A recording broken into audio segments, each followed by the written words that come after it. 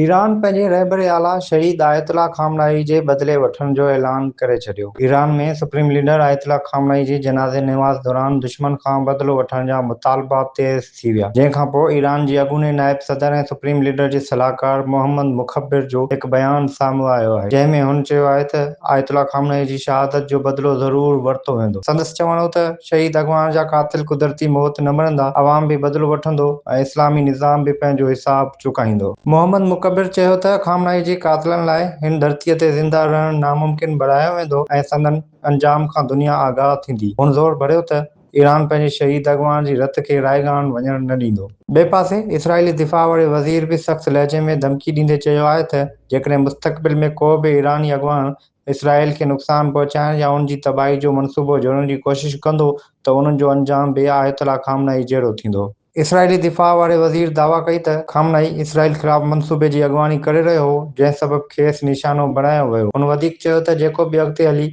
Israel ख़िलाफ़ अहिड़ा मनसूबा जोड़ींदो उन खे बि नाकाम बणायो वेंदो। तेहरान में जनाज़े जी मरकज़ी तक़रीब में लखें माण्हू शरीक थिया, जिते सोग सां गॾु अमरीका ऐं इसराइल ख़िलाफ़ सख़्त नारेबाज़ी कई वई।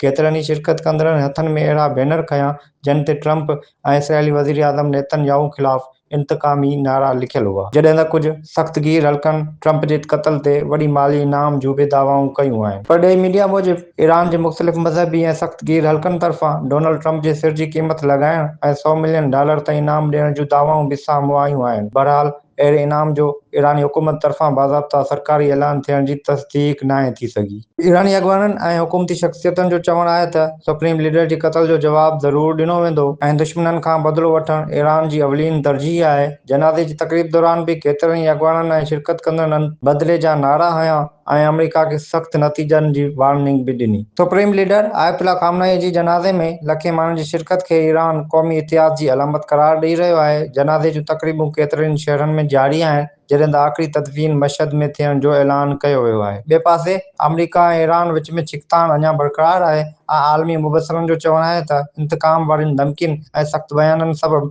विच ओभर में सूरतहाल वधीक ॻणिती जोगी बणिजी सघे थी।